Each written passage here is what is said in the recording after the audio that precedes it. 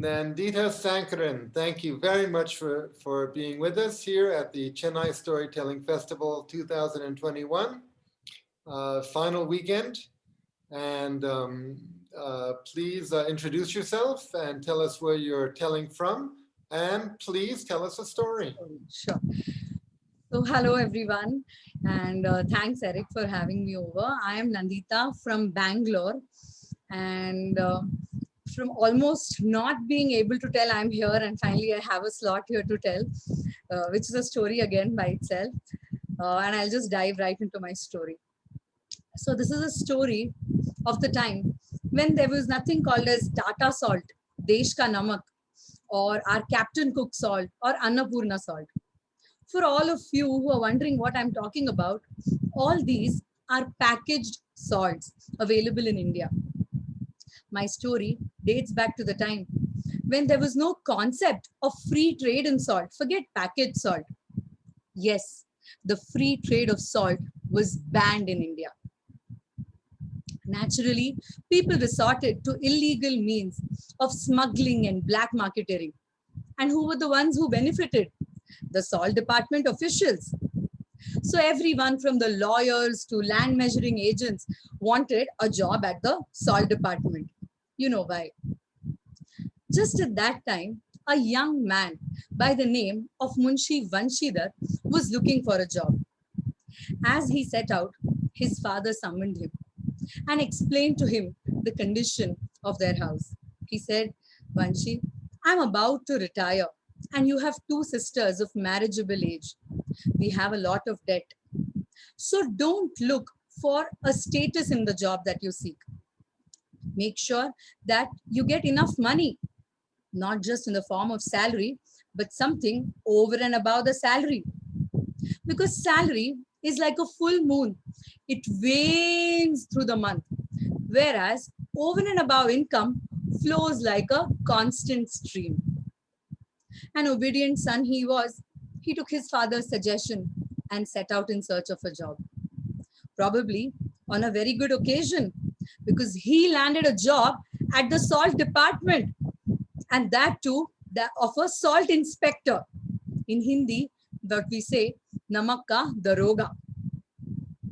It had been 6 months that Munshi Vanshidhar was at the job. Now, the office of the salt department was just a mile away from the river Jamuna. There was a bridge over this river for people and carts to cross. It was a dark winter night. All the salt department officials were dead drunk. And just at that time, instead of hearing the gurgling of the river, Munshi Vanshidhar heard some footsteps. He was shocked. Who could it be at this hour, he thought. So he immediately wore his uniform, took his pistol and rode to the river. As he went there, he saw many carts crossing the bridge. He immediately shouted, "Kiski gaadiyan hai ye?" No response. "Whose carts are these?" he said. All the cart drivers huddled together and started whispering. Finally, one person spoke up.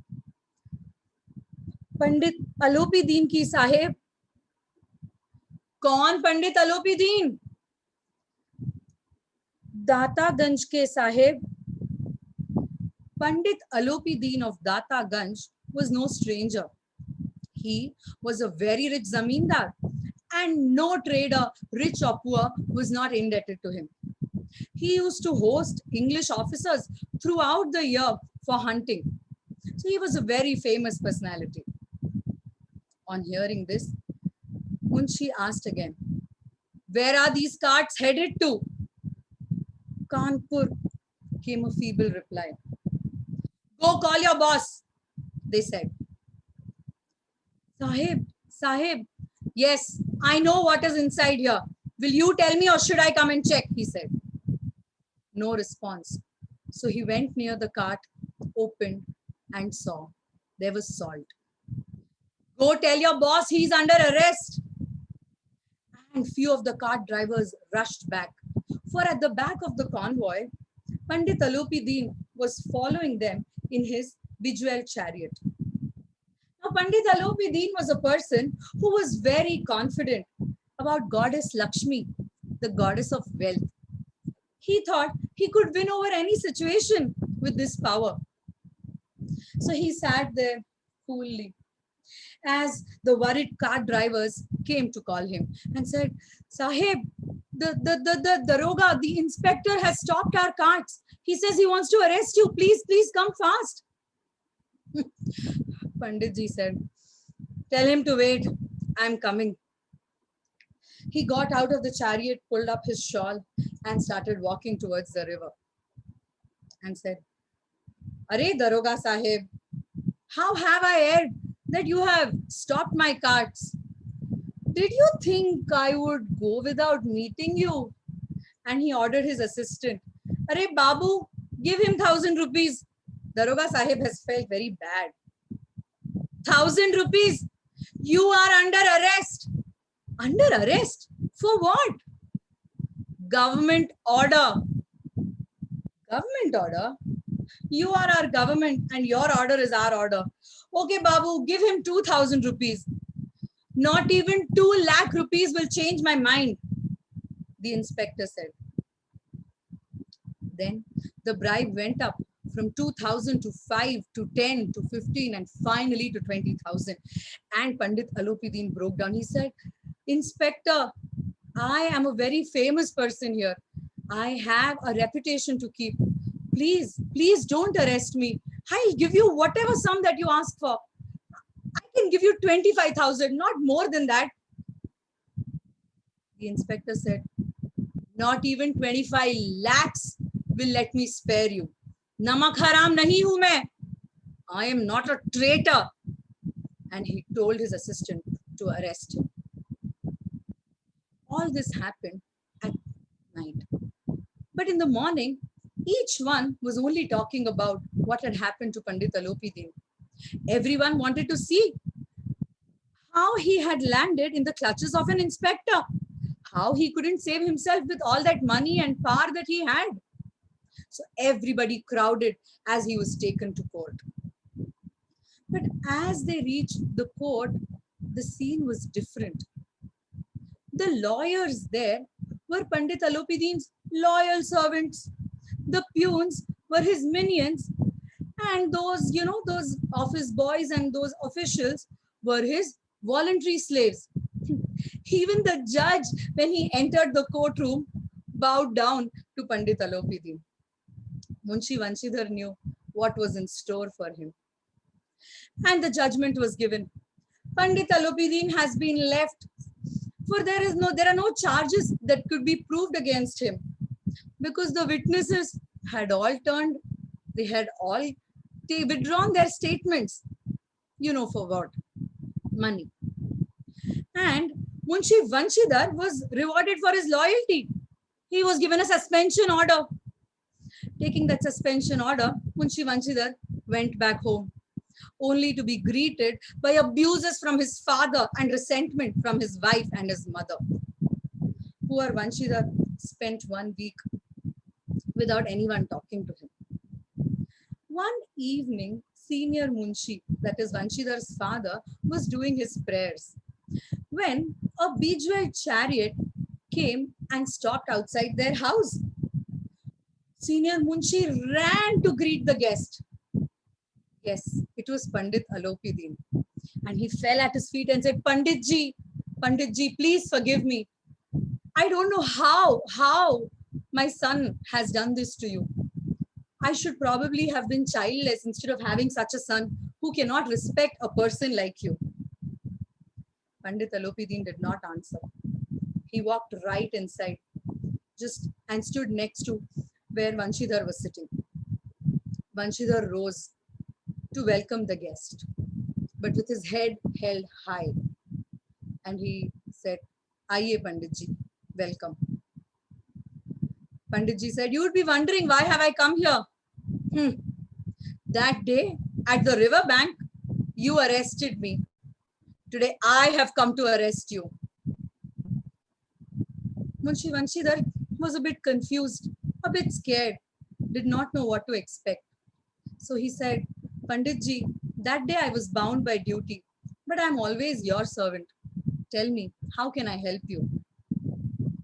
Then Pandit Alopidin handed him a judicial paper. Scared and not knowing what would be there in that paper, Vanshidhar took the paper in his hands and started reading it. But as he read it, his face, his expression changed. His eyes were filled with tears. And as he looked up, he told Panditji, Panditji, what was written was that Pandit Alopidin had appointed him the manager of all his properties with a salary of 6,000 rupees per year, along with his personal expenses, a big house to live in full of servants, and a horse to ride on. Munshi Vanshidhar was taken aback. He said, Panditji, I don't have the experience or the expertise to take up this job. I am unfit for this job. But Panditji said, I want an unfit person for this job, for I have seen how all the fit persons behave, for I know what they can do for money. And that's when he turned to Senior Munshi and said, you should be proud of your son.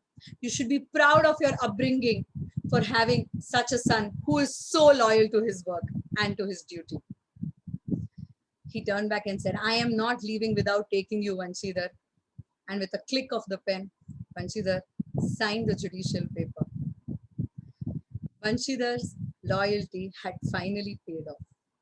Thank you.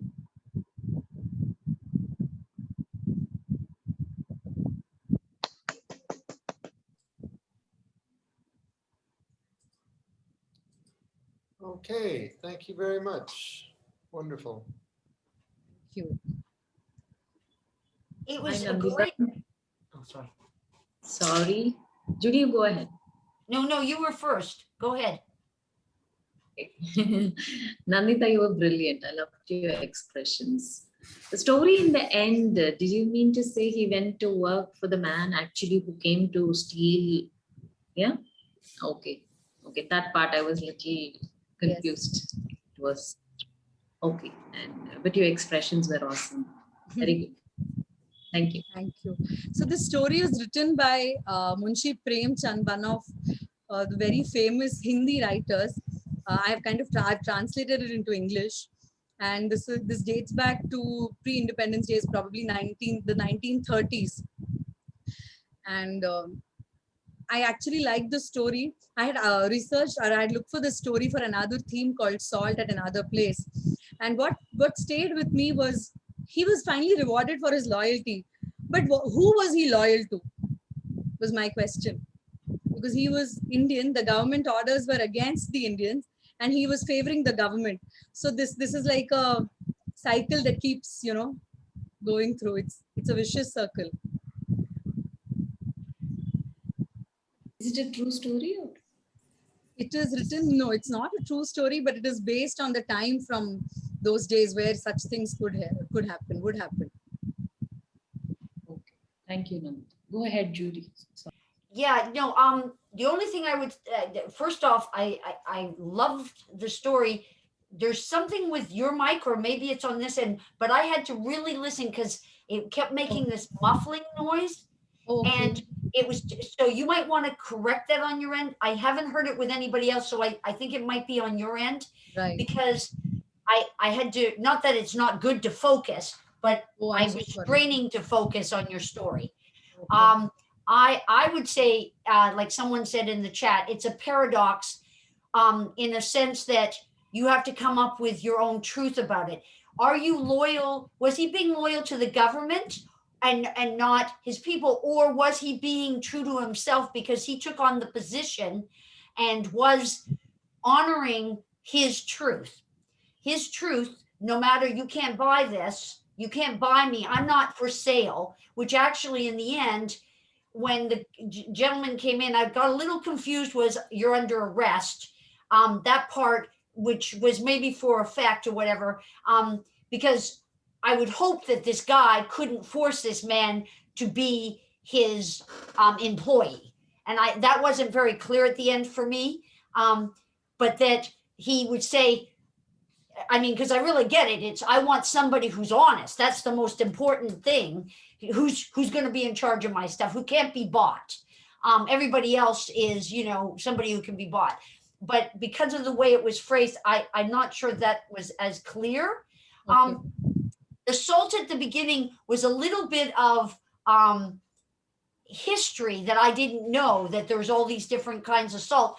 But is there a way you can interweave it, that that's how this man became so, was he started with this one salt, then he got to two, and he was renowned for, because he owned all the salt, like he was able to transport all the salt, like, because then the information isn't just a dump of information, it's an interweaving in the story. And Right. I loved as a person learning it, but to have it part of the story makes it, I'm learning without having to have the information shoved on me, kind of thing, if that makes sense. And I love the fact, but maybe you might want to just tighten it up a little bit when he's bribing him. Set a limit of the bribes, because usually for a story it's 3 times, okay? Hmm. So, you know, he starts off small, and then you could say it 3 times, and then by the 4th you say whatever, which is what you did do, whatever you want. But otherwise it just becomes a list, and you don't want to list in a story if you can help it. But I love the story. I love that people can't be bought, and there are people out there that can't be bought, and that, but I was a little disappointed in the father who sold his son short. But again, we noticed that, you know, in stories, that's what happens, is people want to fit in. And if the norm is that you take a bribe and you do this, then, you know, you don't mess with these. But it was a good contradiction, and that the father hopefully heard the words of the man saying, you did raise your son well, you know, this is the better quality, this is really what counts. Though I'm wondering how much it changed the actual person who went to jail, you know what I mean? I would have liked to hear a little bit of the transformation in him a bit, Mhm. because otherwise, is he really going back? He just wants somebody honest in charge. That would be a question you might want to think about. Okay. Yes. Thank you. Thank you so much, Judy. Judy, just to answer one question, what she said initially, the different types of salt, those are the brands of salt that we use in India. So Tata Namak and so Tata salt, Annapurna salt, those are the names that we have right now. But in pre-independence time, there was no brand.